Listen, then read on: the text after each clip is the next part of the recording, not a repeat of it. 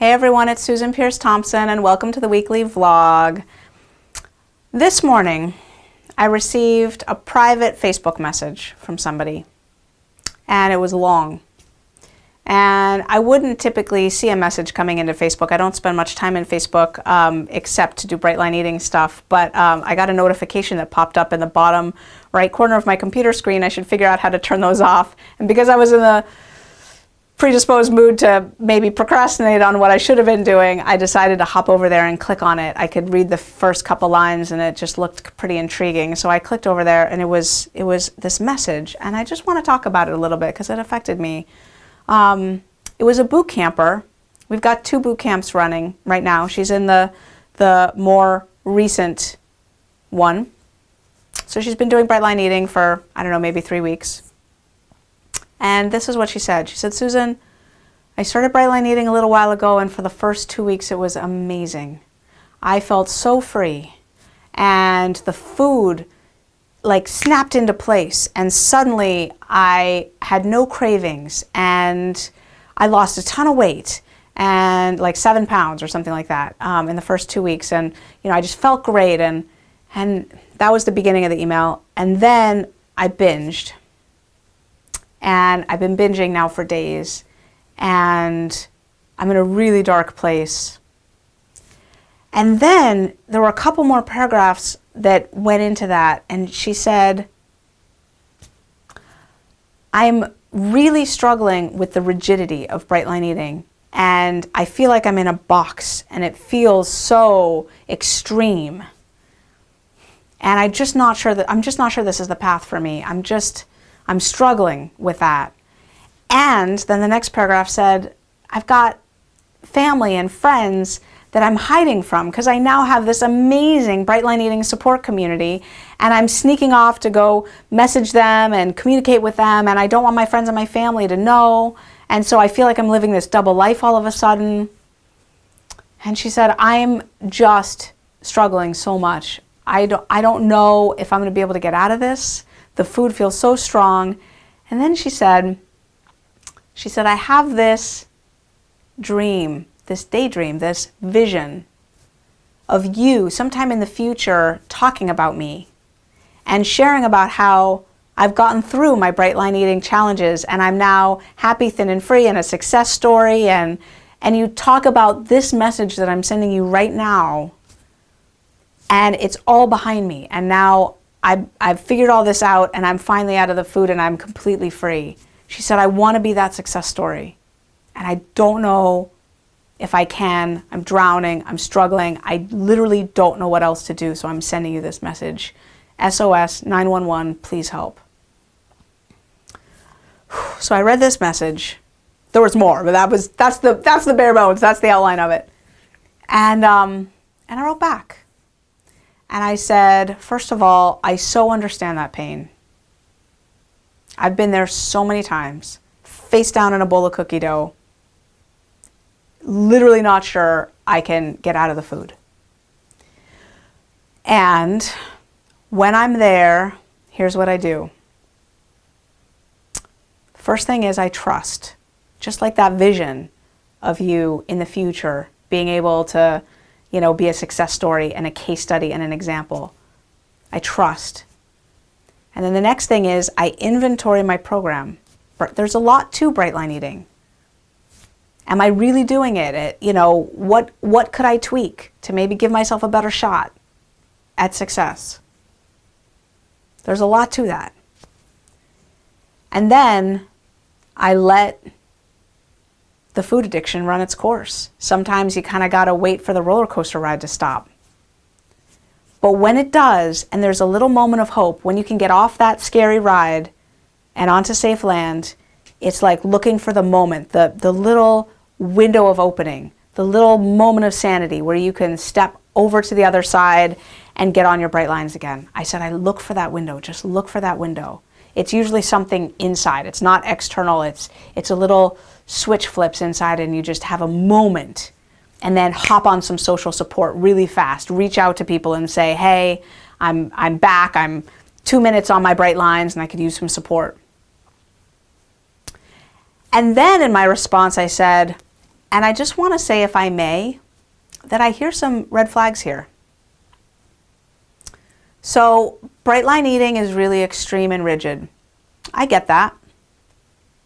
That's a narrative you're telling yourself. That's a story you're spinning. And there's definitely a way of looking at it that's true. I mean, we don't eat any sugar or flour.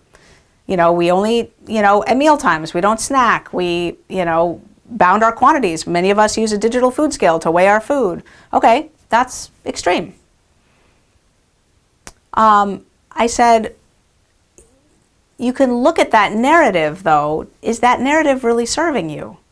You've spun a story about bright line eating and what it is and how you feel constrained. Now, the feeling of constraint and being in a box, I remember that feeling. And I talk about this a lot. It lasts for a while, but it frees up. It loosens up. I think about maybe a really active alcoholic who stops drinking probably feels like they're in a box for a while. Like, it's an incredibly constrained life to not drink for them. 5 years later, they don't feel that way anymore. Doesn't even take 5 years, but you know what I mean. It's temporary, and then it loosens up. And I said, another red flag that I have is about you feeling like you can't share about bright line eating with your friends and family. I mean, again, that's a narrative you're telling yourself, that what I'm doing is weird and it's clandestine, and here I am again trying another food thing, and everyone will think I'm crazy. And like, okay, I shared with her a motto that I like, which is, those who mind don't matter, and those who matter won't mind. Really. And other people latch on to the narrative that we're spinning. So if you tell yourself that what you're doing is weird and freakish, and here you are again trying another thing, okay, that'll come across. But if you tell yourself, well, I'm empowered when I stick with my bright lines, I love myself when I stick with my bright lines, like those first 2 weeks she described, I have freedom when I stick with my bright lines, this is who I am and what I do, and it serves me, then, who amongst your loved ones are going to argue with that? And even if they do, okay. I mean, there's people who try to convince recovering alcoholics to drink on New Year's Eve. Okay, no thank you is still the appropriate response. Sorry that offends you, that I'm not having a drink. No thank you. So I think it's important for us to watch the narrative that we spin. Life does not show up in realities. Life doesn't show up in facts. Life shows up in a very interesting and complicated montage. And then we get to tell the story. We get to ascribe the meaning to what's happening. And there's a lot of choice in that. There's a lot of empowerment in that. Are you spinning a story that serves you? Because you can change that. The same childhood. Okay, let me just tell you a little story here. My Grandma Polly, my beloved Grandma Polly, I was her only grandchild. I was so close to her. Rest in peace, my beloved Grandma Polly. She had one sister, and they were raised in Bangor, Maine, in a farmhouse. And her father was the pharmacist in Bangor, Maine. We're talking about the turn of the century, 1900, 1910, 1920. We're talking about right in there. And if you interviewed, they're both passed now, but if you interviewed my Grandma Polly and her sister, my Aunt Charlotte, and you interviewed them, you would learn that, so I think I just gave the wrong name. It was a great aunt that I didn't actually meet that much. I think it was my great aunt Kay, and my mother's father's mother was Charlotte. I just got the name wrong. Anyway, my great auntie Kay. If you interviewed Grandma Polly and great auntie Kay, here's what they would tell you about their childhood. Grandma Polly would say, my childhood was awful. It was relatively abusive. My father was a drug addict. There were bugs crawling in the sofa. Everything was kind of vaguely unsafe and unclean, and I got out of my house as quickly as possible. I married and got out of the house because it was intolerable.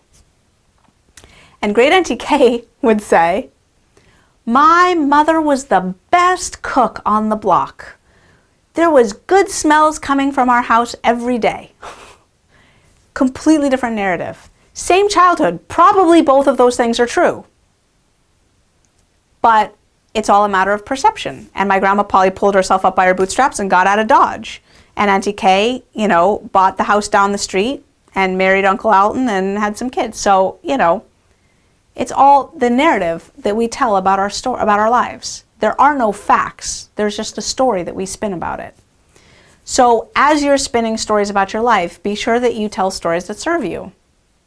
Or it behooves you to, right? And if you're feeling stuck, take a look at what you're saying about it. And maybe there's a way to get unstuck by deciding to believe a different narrative. Equally true, but just more conducive to happiness and well-being. So the last thing I just want to say is she wrote back.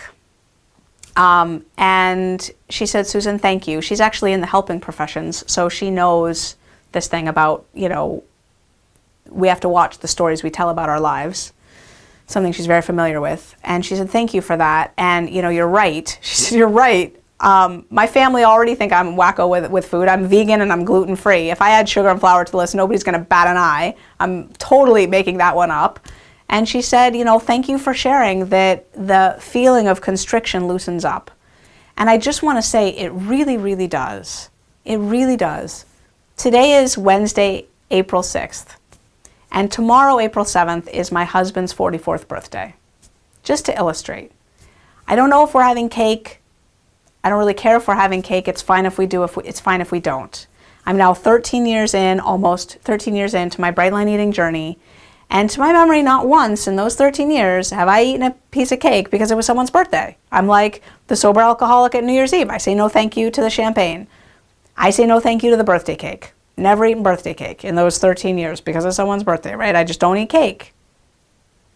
I don't care anymore. I'm completely free. There's no sense in which that's challenging for me. When I turned 40, coming up on 2 years ago, I did have a cake at my 40th birthday. As a matter of fact, I had 2 cakes. And one of them was massive because I wanted 40 candles on it. I wanted to be able to blow out 40 candles. And I did in one breath. I practiced. I nailed it. It was easy. Blew them out. The cake was a prop. I didn't think twice about it after that. I hung out with people, hugged my friends and my family. There is freedom on the other side of sticking with the bright lines. And if you're someone like I am, who has to stick with the bright lines because otherwise your life goes to hell, then you have 2 choices. You can go on to the bitter end, blotting out the consciousness of your intolerable situation as best you can, shoving food into your face to do the blotting, or you could step off that madness and accept a different way to live. Yes, it's a trade-off. Yes, there are challenges with bright line eating. No, it's not ideal and not perfect. I have a saying, I keep my food black and white so I can live my life in living color. I didn't come up with that. The people who taught me bright line eating came up with that. I keep my food black and white so I can live my life in living color. There are people who get to have their food in living color and their life in living color. They're foodies, they're chefs, they're a normal weight, or maybe they're not and they don't care and they're not unhealthy. They just love their food and that's part of their life and they love that. I can bang my head against the wall all day long, but it will not turn me into one of those people. When I eat like that, I'm not happy or free, regardless of whether I'm thin or not. I'm not happy or free. It doesn't work for me. And I can keep eating that food, blotting out the consciousness of my intolerable situation all day long. It doesn't change it. So for me, the only option is to work a program of recovery around it, to do bright line eating, to live happy, thin, and free. So anyway, for anyone who's struggling with the food, I hope that's helpful. Look for your little window. Keep in mind the narrative, the story that you're telling about what's going on. See if it serves you. And remember that the freedom comes. The freedom comes. So that's the weekly vlog. And if you have something you'd like me to talk about in a future vlog, just send it in. I'm at susan@brightlineeating.com. I'll see you next week.